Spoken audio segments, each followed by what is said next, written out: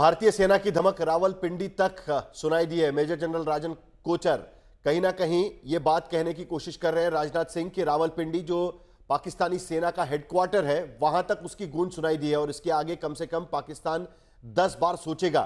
लेकिन अब भी बड़ा सवाल कि क्या आतंकवाद को चोट पहुंचाने में भारत पूरी तरीके से सफल रहा या अभी भी हमें उस पर कार्रवाई करती रहनी पड़ेगी। धन्यवाद। ये राजनाथ सिंह जी ने जो आज एक बात करी है कि पाकिस्तान का कोई भी शहर सुरक्षित नहीं है, भारत वहां तक पहुंच सकता है और वार कर सकता है। अब जो आपका क्वेश्चन है आतंकवाद के बारे में, देखिए आतंकवाद को इतना इतना आसान नहीं है खत्म करना जी।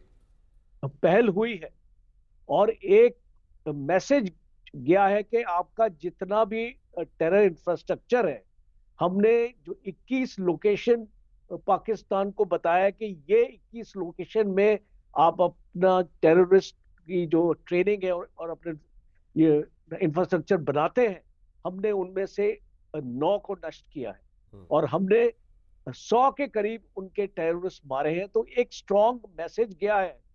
पर देखिए पाकिस्तान को इससे ज्यादा पनिशमेंट देने की जरूरत है और मैं ये बिलीव करता हूं कि मिलिट्री मीन्स से आप इसको हासिल नहीं कर सकते हैं। आपको अपने जो इकोनॉमिक मीन्स और उनका जो इंटरनल सिचुएशन है, जो फॉल्ट लाइंस है पाकिस्तान में आज, बलूचिस्तान, खैबर पख्तूनख्वा, वजीरिस्तान और अभी सिंध की जो हालत है पाकिस्तान में, जहां पे प्रदर्शन हो रहे हैं, चोलिस्तान कनाल का जो प्रोजेक्ट है इंडस रिवर पर, वो पाकिस्तान सिंध का पानी पंजाब में भेज रहा है लोगों को।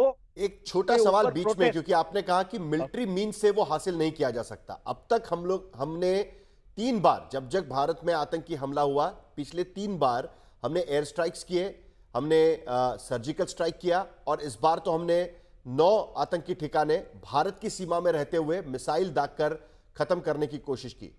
आज की स्थिति में आप ये कह रहे हैं कि मिलिट्री ऑप्शन नहीं है उसके लिए, ऐसा आपको क्यों लगता है? क्योंकि भारत सरकार मैसेज देना चाहती है कि अगर टेरर एक्ट होता है तो यह एक्ट ऑफ वॉर माना जाएगा और ऐसे में फिर मिलिट्री ऑप्शन का नहीं होना। इसको देखिए, आपको इसको समझना पड़ेगा क्योंकि आपने सर्जिकल स्ट्राइक करी है, आप पाकिस्तान को रोक नहीं पाए, उसके बाद भी पाकिस्तान ने अपने अपने टेररिज्म के ये एक्टिविटीज को अपना जारी रखा। आपने पाकिस्तान के ऊपर बालाकोट किया, उससे भी पाकिस्तान बाज नहीं आया। तो इसलिए मैं बोलता हूं, देखिए एक जो मुल्क है आज, अगर आप गजा की लड़ाई भी देख लें, अगर आप हमास को भी वहां पे 1.5 साल से लड़ाई चल रही है, आप उसको खत्म नहीं कर पाए। इसलिए देखिए आपको ये समझना पड़ेगा कि टेररिज्म की जो जड़ है, और अगर एक स्टेट स्पॉन्सर्ड टेररिज्म एक इंस्ट्रूमेंट है आपके फॉरेन पॉलिसी का, जैसे ईरान का भी है और पाकिस्तान का भी है, आपको ऐसे देशों को बेनकाब करके इनके ऊपर इकोनॉमिक सैंक्शन लगाने पड़ेंगे, इनको FATF की ब्लैक लिस्ट में डालना पड़ेगा। इस तरीके के अगर आप एक्शन करेंगे तो फर्क पड़ेगा। मिलिट्री एक्शन से आपको एक टेम्पररी आपको रिलीफ मिलता है कि आज आपने मिलिट्री एक्शन किया, 6 महीने के लिए आप उसको रोक पाएंगे कोई भी टेररिस्ट एक्टिविटी है, पर उसके बाद उनके जड़ फिर इतने मजबूत होते हैं कि वो फिर सामने आते हैं। इसलिए मैं बोलता हूं, आप अगर पाकिस्तान के साथ लड़ाई भी अगर कर लेते, लड़ाई के बाद भी आपको ये नतीजा नहीं देखने को मिलता कि आप उसकी जो टेररिज्म जो पाकिस्तान में हो रही है आप उसको खत्म कर पाए। ये बात बिल्कुल सही है, क्योंकि आप कोई भी तरीका अपनाएं, हमेशा टेररिज्म ने पाकिस्तान की राह या पाकिस्तान ने टेररिज्म की राह कभी छोड़ी नहीं है। फिर आप पाकिस्तान के साथ दोस्ती का हाथ बढ़ाए, लाहौर डिक्लेरेशन होता है, उसके बाद कारगिल होता है, उसके बाद जब मुशर्रफ यहां पर आते हैं, उसके बाद भी हम देखते हैं कि वाजपेयी जब लाहौर में जाते हैं, उसके बाद वो फेस करते हैं कि यहां पर पार्लियामेंट पे अटैक किया जाता है। मनमोहन सिंह और नवाज शरीफ के बीच में बातचीत शुरू हो जाती है, कई सारे ट्रेड रूट खोले जाते हैं, उसके बाद 2008 का मुंबई का अटैक हो जाता है। तो हर बार जब जब दोस्ती करने की कोशिश की तब भी हमने टेररिज्म का सामना किया, डीके पांडे। जब हमने अटैक भी किया जिसका जिक्र राजन कोचर कर रहे थे, तब भी हम उसके बावजूद भी टेरर अटैक खत्म होने के नाम नहीं ले रहे। पहलगाम ये कोई आखिरी हमला होगा या आज की स्थिति में कहना बड़ा मुश्किल है, और इसीलिए सतर्कता ये अकेला ऑप्शन फिलहाल भारत के पास में है।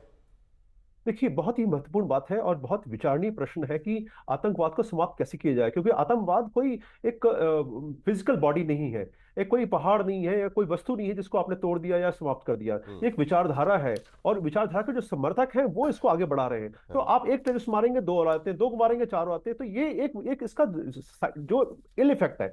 लेकिन हम इसके बात नहीं कि हम इसमें हथियार डाल दें और हमारा जो आम जिंदगी में जो लोग जी रहे हैं उनका जीवन दुभर हो जाए। इसके लिए जो हमने एक बहुत ही महत्वपूर्ण स्टेप लिया है, मैं उसको मानता हूं कि वो एक प्रकार से कूटनीतिक प्रहार है, जो हमने एक्ट ऑफ टेररिज्म को एक्ट ऑफ वॉर कहा है।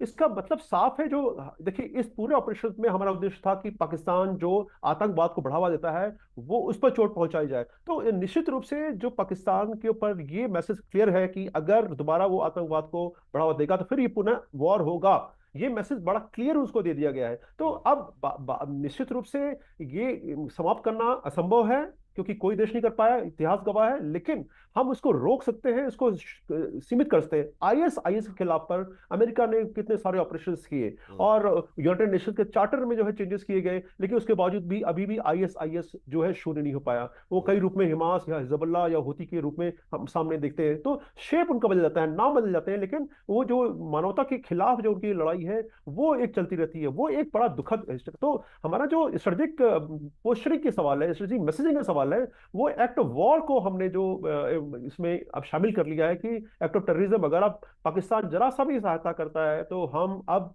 वॉर के लिए जा सकते हैं।